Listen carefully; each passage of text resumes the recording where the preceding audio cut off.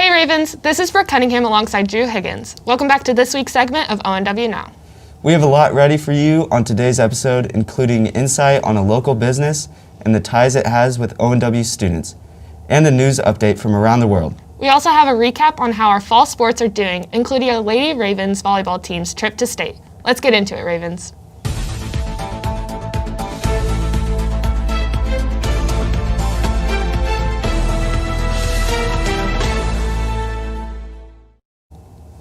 For the first time since 2018, the Lady Ravens volleyball team went to Salina this past weekend looking to bring home the state title. Let's take it to Avery Johnson for the story on the ONW volleyball team's trip to state. On October 30th, the Lady Ravens volleyball team went to the state tournament in Salina, Kansas.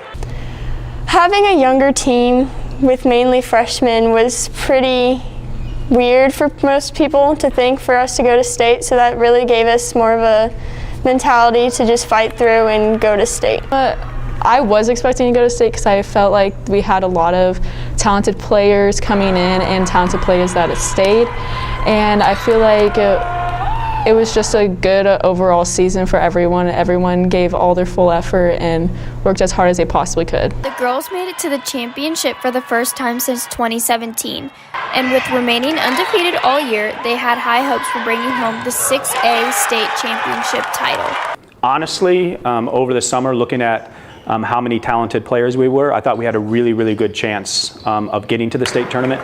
However, Kansas City Metro is really loaded with talented volleyball players, so it's always a challenge to get there. So I guess, yes, I thought we had the potential of getting there, but I knew it was going to be a challenge. Our team's mentality throughout the season was to take each game very slowly and by each point and just stay strong throughout everything. Though they fell short in the last set and got second overall, they are very proud of their performance. I think the only thing I would change at the end of the day was maybe actually win the state championship match, but we played really well and great as a team, so I'm really proud of them, even though we didn't get that final goal. I think the season went really well for us. We stayed undefeated, but we didn't finish where we wanted to at state, but I think how we played was really good. The team has high hopes for next season, as they plan to come back strong after working hard in their club seasons. Our mentality for next year is to start from where we ended and to get better and keep pushing from there. For next year, I'm hoping that we can just have a good club season for everyone that plays club, and be able to come back and start better than we did the beginning of this year and knowing what we're supposed to do. For ONW Now, this has been Avery Johnson. Students at ONW are working hard to make that bread. Let's take it to Cody Baldoff for a closer look on how some ONW students are working together at a local restaurant here in Olathe. Students at Olathe Northwest have many ways to spend their time after school. Let's take an inside look on how local restaurant has provided many ONW students an after-school job. Actually, yes, a bunch of classmates do come up here because good food. I am a hostess and I'm training expo at Johnny's. Honestly, I feel like, yes, it's a good first place to work because it gets you kind of in the mindset of a job and getting that bread. Nobody gave me a recommendation. I just knew a bunch of people worked here and I came to work here when Amelia was working here. My job at Johnny's is expoing and sometimes hosting. I like it a lot. Like, most of my friends work here, so it's fun. I love working here. I honestly never had dreaded coming to work, and I've been working here for 1.5 years. I love every single time, and I love to pick up shifts. I was working at 3 and 2 baseball fields, and it was really boring, and so I was like, where's a nice local place all my friends work at? And I was like, Johnny's Tavern. I've actually never been here before I started working here, so. For ONW Now, this has been Cody Baldoff. As fall sports are coming to an end, let's take it over to Ethan Moore and Blake Woolery for the latest updates. What's up, Ravens? I'm Ethan Moore alongside Blake Woolery, and welcome back to another edition of Game Day. We're here to bring you only the latest and greatest in ONW sports. Let's get it going. For football, our boys played a long game in the cold and came out on top against Shawnee Mission West Vikings in the first round of the playoffs. ONW came out on top with a score of 42 and finished the game strong. Our guys have already played Olathe North just a few weeks ago, but they will go at it again this Friday and they will take this win this game. Last Friday, our Lady Ravens volleyball team traveled to the Tony's Pizza Event Center in Salina, Kansas to compete for a state championship. In pool play, they battled against Washburn Rural, Blue Valley West, and Garden City. By the end of pool play, they were 1-2, but that didn't slow them down.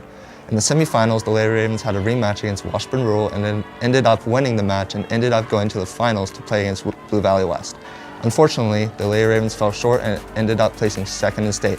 They ended the year going 29-3. Congrats on a great year, ladies.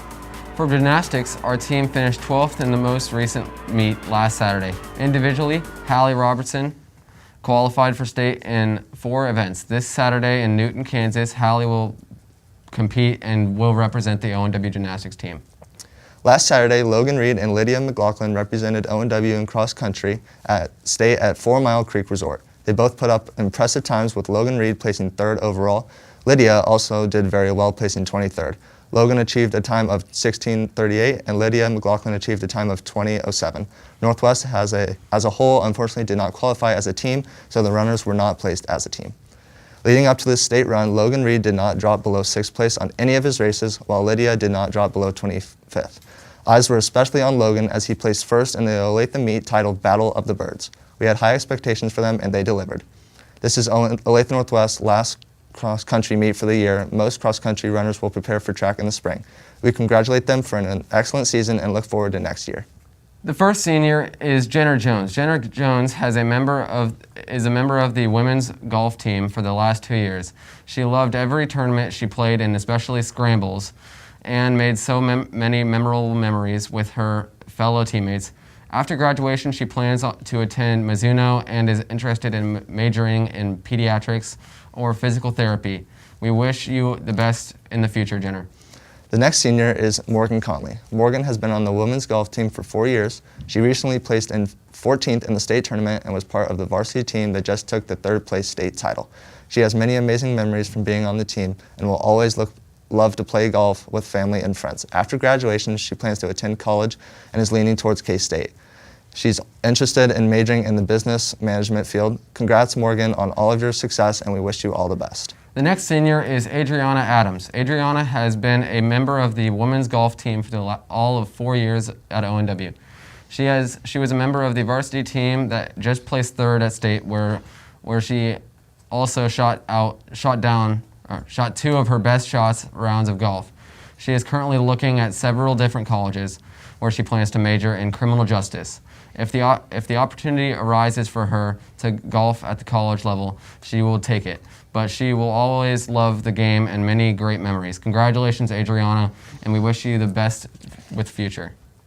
The last senior is Ella McKee. Ella has been on the women's golf team for all 4 years. She was a member of the varsity team that just placed 3rd in the state tournament, and it will always go down as one of her favorite memories.